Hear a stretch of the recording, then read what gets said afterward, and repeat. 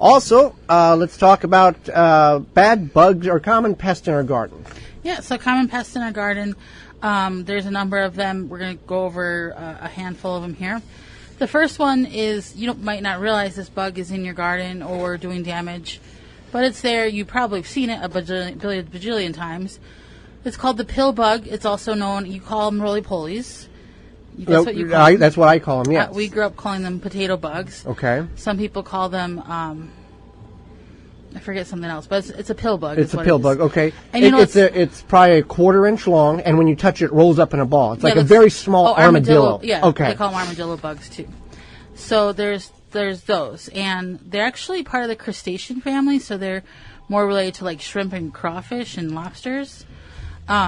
But yeah, so that's what they are. They eat. The reason they're harmful is because they eat young seedlings and transplants. They mow them down. That's when you go out and you think rabbits ate the crop, but it's really the pill bug that has severed the stem of the plant and killed it. And they're nocturnal, so they do their damage at night, and they also like moist areas. Under cardboard or under mulch. Even though mulch is very beneficial to the garden, we put mulch out there, and then insects, pests like the pill bug, affects the plants in which we're trying to grow them. They're like a good bug and a bad bug because the best of both worlds. The best of both worlds, like that ex-girlfriend of yours. So they eat decaying matter, so they do help break things up, but at the same time they'll, Yes. So what can we do to get rid of it? So we can get rid of it you can use beer traps just like you would with slugs.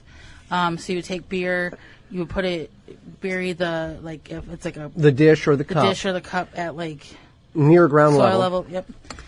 And then they'll go in there. You can spray your plants with an essential oil spray.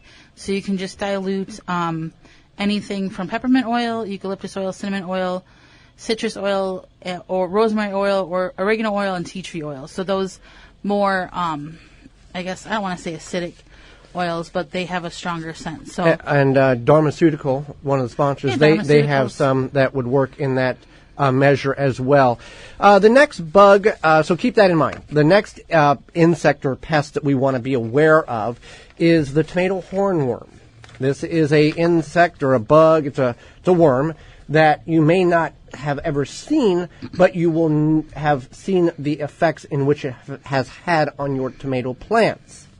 Yeah, so the tomato hornworm essentially becomes a moth. Moth, yeah. Supposedly a pretty moth, so it's but it's devastating before it gets to that stage. So it's kind of like a caterpillar, I guess, in a sense, because it turns into something else. But what it does is it'll eat your tomatoes when they're almost ripe or pretty much just ripe, and you go out to your garden, you're like, one day I'm gonna pick those tomatoes tomorrow or whenever. You go out the next day and it looks like some little kid came around and ate around all of your tomatoes, just leaving the core, and then there's usually little black droppings on the tomato.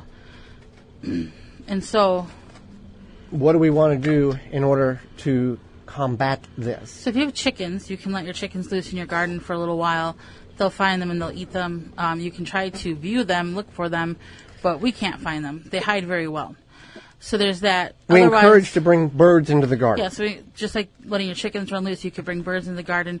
So you take like a tuna can or the bottom of a water bottle, put it on a stake, put some bird seed in there, or if you have a nice pretty bird feed or whatever, and then that way the birds are eating the bird seed. They look around, they have very keen eyesight, and they'll see those tomato hornworms and other bad bugs and eat them. And the benefit of that is they are also eating all those bad bugs. What you could do is spray BT on your plants as well. It's a natural occurring bacteria in powder or liquid form. The disadvantage is every time it rains, you have to reapply it. Yes. So for us, we found that you want to move your crops too, you want to move your tomatoes around, but we found that the birds, bringing the birds in, is what really helped us. Immensely. And then disturbing your soil. Disturbing the soil also is effective as well. And since we've been doing that, we've had like one tomato out of like 400 plants in the last 3 or 4 years that's been affected. on that. Also, if the birds are pecking holes in your tomatoes, it's not because they're trying to eat your tomatoes. They're looking for moisture, so you'd want to set up some type of watering mechanism for those birds, because birds are very, very beneficial in the garden for that. Next one is the squash vine borer. Attacks your pumpkin, squash, melons. It burrows in, the moth burrows in and lays its larvae in the stem.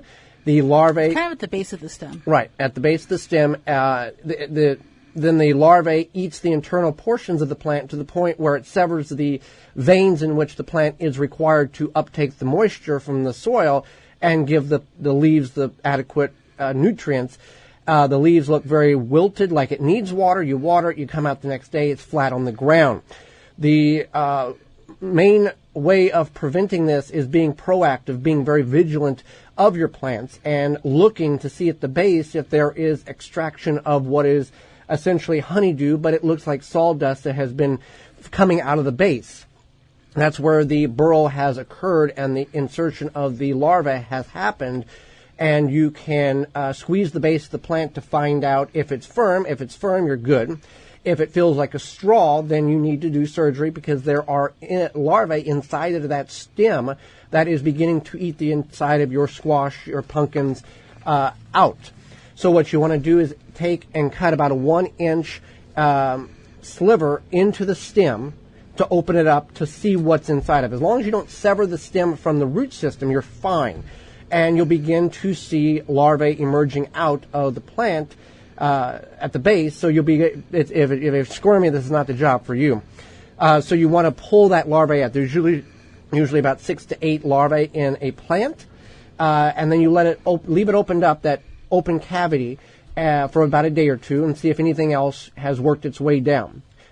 Typically that will save your squash, your pumpkins. That's how we have able to get squash and pumpkins for a number of years without any issue, because we are vigilant and we survey the plants on a daily basis.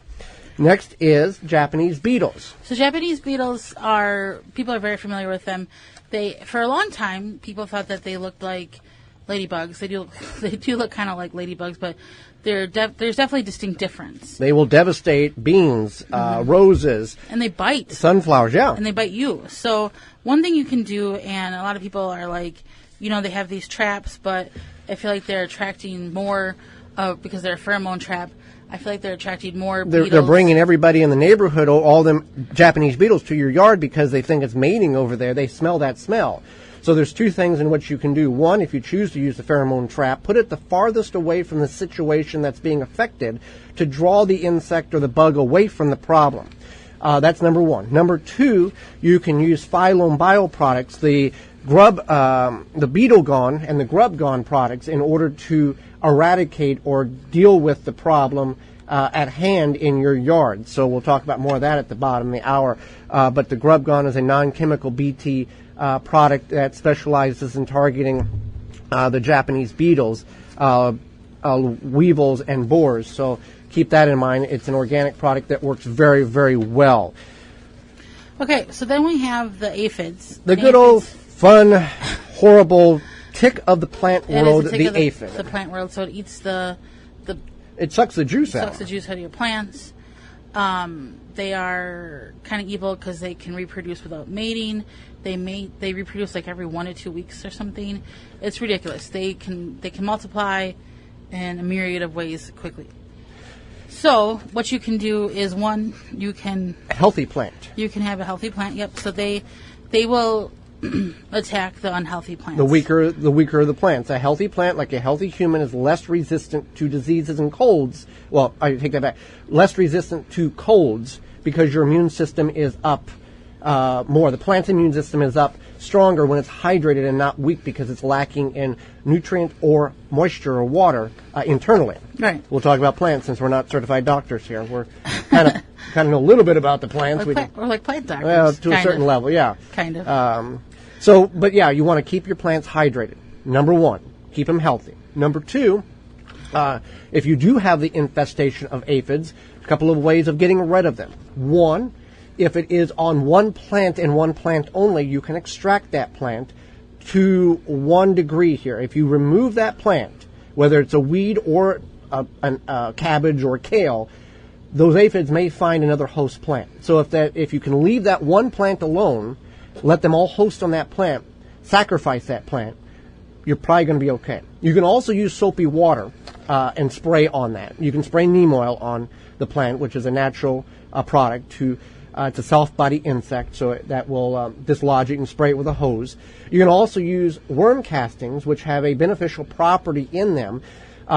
When you water the worm castings in and the plant uptakes the nutrients of the worm castings, that property gets uptaked in the plant's system, and when the aphid is sucking the juice from the plant, that property which was in the worm castings that is in the plant now gets ingested into the aphid, and that begins to dissolve the aphid from the inside out.